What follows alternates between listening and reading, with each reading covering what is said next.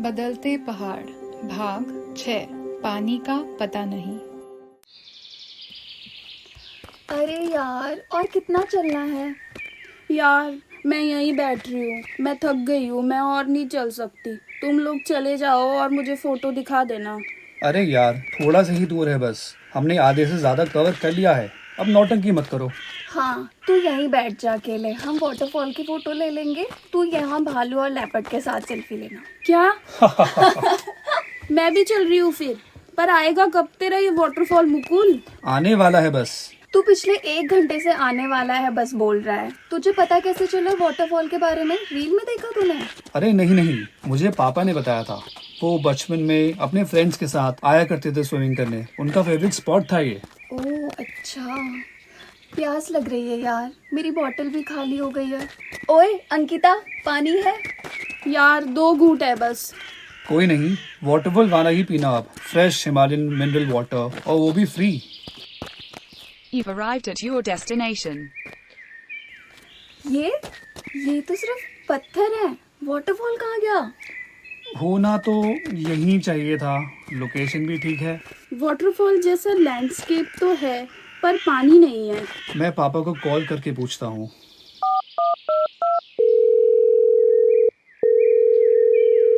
Hello पापा। Hello.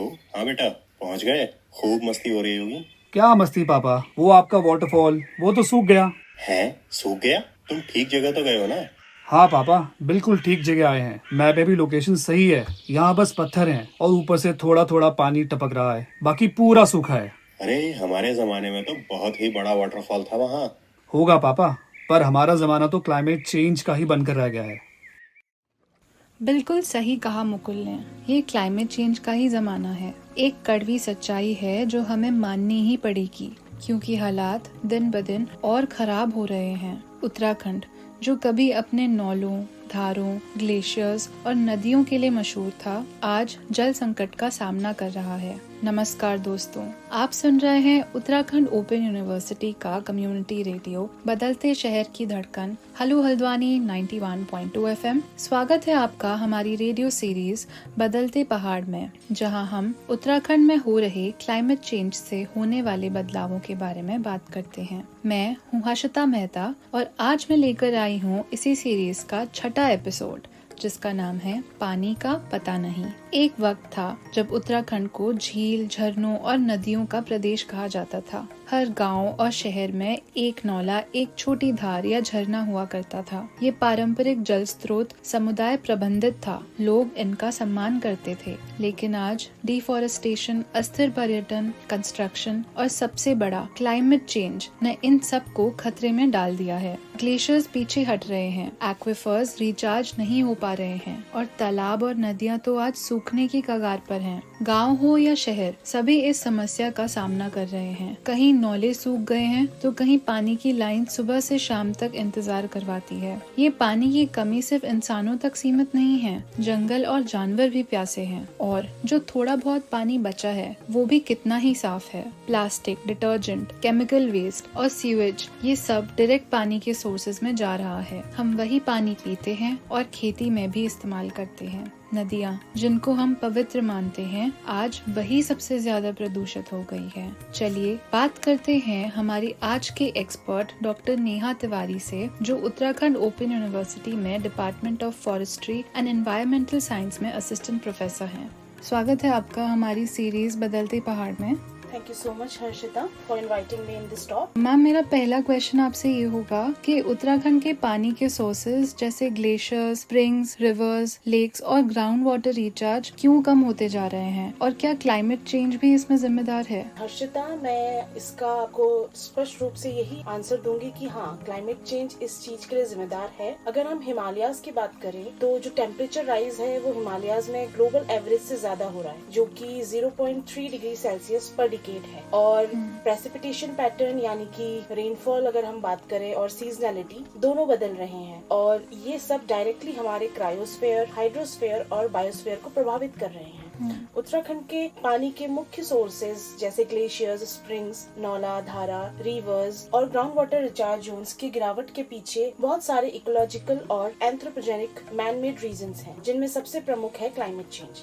And when we talk about glaciers, तो उत्तराखंड हिमालय में लगभग 1400 से अधिक ग्लेशियर्स हैं, जो गंगा, यमुना जैसी नदियों के मुख्य जल स्रोत हैं। लेकिन ग्लोबल वार्मिंग के कारण ग्लेशियर्स का मास बैलेंस नेगेटिव हो गया। मास बैलेंस नेगेटिव होने का मतलब है जितनी बर्फ गिर रही है उससे ज्यादा पिघल जा रही है। इसके अलावा वेस्टर्नली डिस्टर्बेंसेस और साउथ वेस्ट मानसून पैटर्न्स दोनों में बदलाव आने के कारण स्नो एक्यूमुलेशन कम हो रहा है। बहुत सारी रिसर्च स्टडीज और developmental learning centre like ICI, MOD और IMD रिपोर्ट्स के अकॉर्डिंग पिछले कुछ दशकों में देखा गया है कि ग्लेशियर्स हर साल 10 से 20 मीटर तक रिट्रीट कर रहे हैं। और अगर हम स्प्रिंग्स की बात करें, जिसके अंदर नौला और धारा आते हैं, वो भी बहुत जगह सूख चुके हैं बिकॉज डिफोरेस्टेशन हो रहा है, आपका फॉरेस्ट डिग्रेडेशन हो रहा है और लैंड यूज चेंजेस हो रहे हैं, जिसकी वजह से सॉइल का मॉइस्चर और ग्राउंड वाटर रिचार्ज दोनों प्रभावित हो रहे हैं। और क्लाइमेट वेरिएबिलिटी भी इसका एक बहुत बड़ा रीजन है। वहीं अगर हम उत्तराखंड की रिवर्स की बात करें तो वहाँ का जो बेस फ्लो है वो कम हो रहा है, और जो लेक्स हैं जैसे कि नैनीताल और भीमताल, उनमें भी सिल्टेशन और इवेपोरेशन लॉसेस बढ़ रहे हैं, ज्यादा टेम्परेचर और ह्यूमन इंक्रोचमेंट की वजह से। और ग्राउंड वाटर रिचार्ज सिस्टम की अगर हम बात करें तो पहाड़ों में क्या है कि जो ग्राउंड वाटर एक्विफर्स होते हैं वो फ्रैक्चर्ड रॉक्स में होते हैं, जिनका रिचार्ज प्रोसेस स्लो और डेलिकेट है। लेकिन अर्बनाइजेशन और कंक्रीट इंफ्रास्ट्रक्चर की वजह से ये जो रिचार्ज जोन्स हैं ये ब्लॉक हो रहे हैं, जिससे आपका ग्राउंड वाटर रिचार्ज नहीं हो पा रहा है। और दूसरा इसका सबसे बड़ा रीजन है रेनफॉल पैटर्न। रेनफॉल पैटर्न जो है वो डायरेक्टली अफेक्ट कर रहा है। कभी तो बहुत रेनफॉल हो रही है, एक्सट्रीम रेनफॉल, जिसकी वजह से रन ऑफ बढ़ रहा है, और कभी प्रोलॉन्ग ड्राई स्पेल हो रहा है। जी मैम, पानी की कमी से वनों और वनों से जुड़े जीव जंतुओं पर क्या प्रभाव पड़ रहा है? पानी की कमी से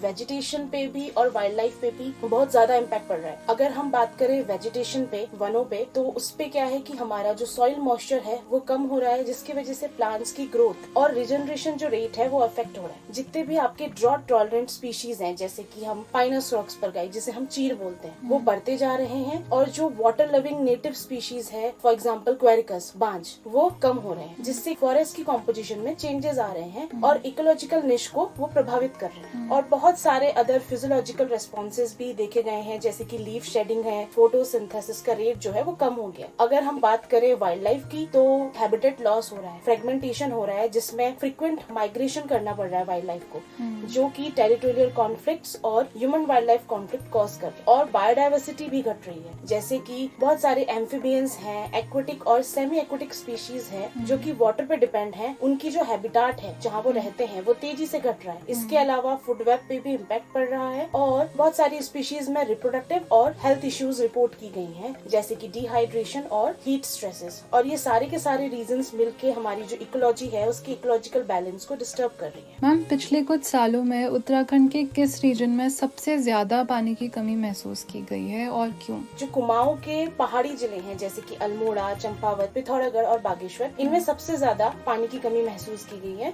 इसका जो रूट कॉज है वो है क्लाइमेट चेंज, और जो हमारे स्प्रिंग के सोर्सेज हैं उनका सूखना, क्योंकि पहाड़ों में बेसिकली हम स्प्रिंग सोर्सेज पे डिपेंड हैं, बट क्लाइमेट चेंज की वजह से ये जो सोर्सेज हैं ये डे बाय डे ड्राई होते जा रहे हैं। मौसम बदलने की वजह से, कम बारिश होने की वजह से, स्नोफॉल के पैटर्न के कारण और एक्वाफर्स रिचार्ज नहीं हो पा रहे हैं, जिससे स्प्रिंग्स सूख रहे हैं। एक स्टडी के अकॉर्डिंग ये देखा गया कि अल्मोड़ा में लगभग 40 से 50% स्प्रिंग्स सूख चुके हैं या फिर सीजनल बन गए। इसका दूसरा सबसे बड़ा रीजन है change in the composition of vegetation, यानी जंगलों का परिवर्तन। पहले यहाँ ओक फॉरेस्ट होते थे जो पानी को जमीन में सोखने और कंजर्व करने में मदद करते थे, लेकिन अब उनकी जगह चीर पाइन ने ले ली है, उन्होंने उसको रिप्लेस कर दिया। चीर पाइन ज्यादा पानी खींच लेते हैं और वाटर रिचार्ज में उतना योगदान नहीं करते हैं। इसके अलावा ग्लेशियर्स का पिघलना, ऑलमोस्ट 30% तक जो छोटे ग्लेशियर्स हैं वो श्रिंक हो चुके हैं, और अर्बनाइजेशन जो कि नेचुरल रिचार्ज जोन्स को डैमेज कर रहा है। जी मैम, हमारे उत्तराखंड में पारंपरिक वाटर स्टोरेज सिस्टम्स जैसे नौलों को बहुत अहमियत दी जाती थी, आज वो कहाँ खो गए? हाँ, उत्तराखंड के जो पारंपरिक जल स्रोत हैं जैसे नौला, धारा, खाल, ये सब ग्राउंड वाटर रिचार्ज सिस्टम पे बेस्ड हैं, लेकिन बहुत सारे रीजंस की वजह से अब इनका यूज नहीं हो पा रहा है, जैसे कि कंक्रीट इंफ्रास्ट्रक्चर का बनना। दूसरा क्लाइमेट चेंज होना और डिफॉरेस्टेशन यानी कि वनों की कटाई, ये सब स्रोत धीरे धीरे इस वजह से कम हो गए। मैम, अक्सर लगता है कि पानी की समस्या सिर्फ दूर दराज के गांव तक सीमित है। क्या आप बताएंगे कि हिल स्टेशंस जैसे नैनीताल, मसूरी और शहरी क्षेत्र जैसे देहरादून, हल्द्वानी, उधम सिंह नगर में क्या क्या चैलेंजेस हो रहे हैं? हाँ, जो पानी की प्रॉब्लम है वो सिर्फ हिली एरियाज में मतलब पहाड़ों में ही नहीं है और अलग अलग जगहों पे भी है। अगर हम हिल स्टेशंस की बात करते हैं जैसे नैनीताल, मसूरी, तो वहाँ पे वाटर डिमांड बढ़ गई है क्योंकि वहाँ पे ओवर टूरिज्म ज्यादा हो गया है, जिसकी वजह से क्या है हमारे जो रिसोर्सेज है वो तो लिमिटेड है पर वाटर की डिमांड बढ़ गई है। उसके अलावा जो हमारे स्प्रिंग्स है वो सूख गए हैं because of loss of forest cover और अर्बनाइजेशन की वजह से। और हिल स्टेशंस में जो सबसे बड़ी प्रॉब्लम देखी गई है वो है सॉलिड वेस्ट और सीवरेज पोल्यूशन। हिल स्टेशंस में प्रॉपर सीवेज डिस्पोजल न होने से जो स्प्रिंग वाटर है और हमारा जो ग्राउंड वाटर है उसका pollution day by day increase हो रहा है। जैसे नैनीताल झील में न्यूट्रिएंट लोड बढ़ गया है।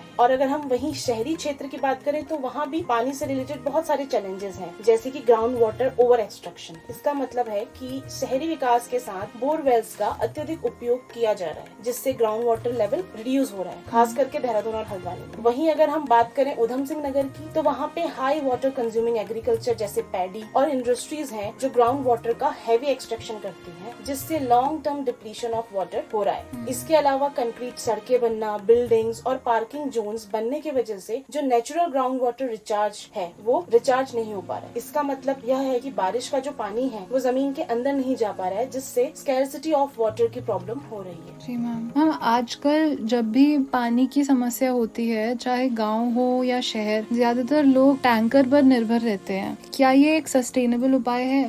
बहुत अच्छा क्वेश्चन पूछा है आपने हर्षिता। मेरे अकॉर्डिंग टैंकर्स पर निर्भर होना एक सस्टेनेबल उपाय नहीं है, क्योंकि ज्यादातर टैंकर्स का पानी बोरवेल से निकाला जाता है, जिससे ग्राउंड वाटर डिप्लीशन और ओवर एक्सप्लॉइटेशन इंक्रीज हो रहा है। इसके अलावा टैंकर्स को चलाने के लिए डीजल या पेट्रोल का यूज भी होता है, जो हमारे कार्बन फुटप्रिंट और कार्बन इमिशन को बढ़ा रहा है। और सबसे मेन रीजन है क्वालिटी कंसर्न। क्वालिटी कंसर्न से मेरा मतलब है बहुत बार जो टैंकर्स का पानी प्रॉपर्ली ट्रीटेड नहीं होता है, उसमें कंटामिनेशन हो सकता है, जैसे कि पैथोजेंस हो सकते हैं, हैवी मेटल्स हो सकते हैं या इंडस्ट्रियल पोल्यूटेंट्स हो सकते हैं जो कि डिजीज कॉज कर सकते हैं। हाउएवर आई कैन से कि टैंकर सिर्फ एक इमरजेंसी सोल्यूशन है। ये ना तो पानी का सस्टेनेबल सोर्स है और ना ही इकोसिस्टम के लिए अच्छा है और ना ही एक लॉन्ग टर्म सोल्यूशन है। मैम, आज के समय में रेन वाटर हार्वेस्टिंग और नौला संरक्षण जैसे इंडिजिनस मेथड्स कितने इफेक्टिव हो सकते हैं? जो इंडिजिनियस वाटर मैनेजमेंट मेथड्स हैं, जैसे कि रेन वाटर हार्वेस्टिंग और नौला संरक्षण, ये आज के समय में एक सस्टेनेबल और लो कॉस्ट सोल्यूशन बन सकता है। रेन वाटर हार्वेस्टिंग एक सिंपल टेक्निक है जिसमें बारिश का पानी छतों से और खुले एरिया से इकट्ठा करके स्टोरेज टैंक या रिचार्ज पिट में भेजा जाता है। ये टेक्निक ग्राउंड वाटर लेवल को इंक्रीज करने में हेल्प करता है, खास करके उन जगहों में जहाँ बोरवेल्स ड्राई हो चुके हैं। दोनों अर्बन और रूरल एरियाज में इस टेक्निक से लोकल वाटर स्ट्रेस की प्रॉब्लम को हम कम कर सकते हैं। इसके अलावा रेन वाटर हार्वेस्टिंग का जो इंफ्रास्ट्रक्चर होता है वो सस्ता, लॉन्ग लास्टिंग और कॉमनली इम्प्लीमेंटेबल भी है। नौला उत्तराखंड की पारंपरिक जल प्रणालियों का हिस्सा है जो कि नेचुरल फिल्ट्रेशन प्रोवाइड करता है। अगर हम नौलों का रिवाइवल करें तो उससे हमारा ग्राउंड वाटर लेवल जो है वो इंक्रीज हो सकता है। ये दोनों मैनेजमेंट मेथड्स इको फ्रेंडली और लोकलाइज्ड और अडेप्टिव है। जी मैम, लोकल एडमिनिस्ट्रेशन और साधारण लोग जो हर दिन पानी के लिए जूझ रहे हैं, वो अपने लेवल पर क्या कर सकते हैं? जो लोकल एडमिनिस्ट्रेशन और साधारण नागरिक इसमें दोनों मिलकर अपने अपने स्तर पर कदम उठाएं तो हम वाटर से रिलेटेड जो भी प्रॉब्लम्स हैं उसको हम कम कर सकते हैं। जैसे कि अगर लोकल एडमिनिस्ट्रेशन की हम बात करें तो वो वाटर बजटिंग और मैपिंग कर सकते हैं, जिसमें कि वो हर गांव, वार्ड या कॉलोनी के लिए जल स्रोत का साइंटिफिक मैपिंग और सीजनल बजटिंग कर सकते हैं, ताकि हमें वहाँ की वाटर डिमांड सप्लाई पता चल सके। उसके अलावा जो स्प्रिंग्स और नौला है उसका हमें रिवाइवल हो, जिसमें नौलों की सफाई, मरम्मत और रिचार्ज जोन प्रोटेक्शन को अगर हम प्रायोरिटी दें तो हमारा वाटर कंजर्व हो सकता है। उसके अलावा अगर हम मैंडेटरी रेन वाटर हार्वेस्टिंग कर सकते हैं, ग्रे वाटर रीयूज सिस्टम बना सकते हैं। इसका मतलब है कि जो शौचालय, किचन और बाथरूम का पानी है उसका हम लोकल रीयूज सिस्टम कर सकते हैं, सोप पिट्स और बायोफिल्टर्स बना के। इसके अलावा साधारण लोगों को पानी की बचत करनी चाहिए, ट्री प्लांटेशन और फॉरेस्ट प्रोटेक्शन करना चाहिए, अवेयरनेस और ट्रेनिंग प्रोग्राम करनी चाहिए वाटर कंजर्वेशन से रिलेटेड, ताकि हम वाटर से रिलेटेड जितनी भी प्रॉब्लम्स हैं उसको रोक सकें। जी हाँ, थैंक यू मैम हमारे साथ जुड़ने के लिए, आपने इतना समय दिया, धन्यवाद।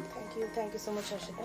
दोस्तों, अब समय है सुधार का। ये वक्त है अपनी सोच और आदतों में बदलाव लाने का। पानी के प्रति संवेदनशील रहना सिर्फ सरकार की जिम्मेदारी नहीं, हम सबकी जिम्मेदारी है। अपने घरों में रेन वाटर हार्वेस्टिंग शुरू करें, नौलों को पुनर्जीवित करने में योगदान दें। जहाँ भी हो सके पानी का उपयोग सोच समझ कर करें। लोकल सफाई अभियान में भाग लें, अपने आसपास की वाटर बॉडीज को साफ और सुरक्षित बनाएं। घर में ग्रे वाटर हार्वेस्टिंग शुरू करें, जहां आप वॉशिंग मशीन और सिंक का पानी पौधों को दे सकते हैं। और अगर आप टूरिस्ट हैं तो रिस्पॉन्सिबल टूरिज्म अपनाएं। रिजॉर्ट में पानी वेस्ट ना करें, लोकल वाटर बॉडीज की इज्जत करें। सबसे जरूरी बात है पानी का शुक्रिया अदा करना सीखना, अपने बच्चों के लिए, जंगल के प्राणियों के लिए और हमारे खुद के जीवन के लिए। हर बूंद की कीमत समझिए, हर बूंद की रक्षा कीजिए। आप सुन रहे हैं बदलते पहाड़। मैं हूँ हर्षिता। मिलूंगी आपसे अगले एपिसोड में उत्तराखंड ओपन यूनिवर्सिटी के कम्युनिटी रेडियो बदलते शहर की धड़कन हेलो हल्द्वानी 91.2 FM पर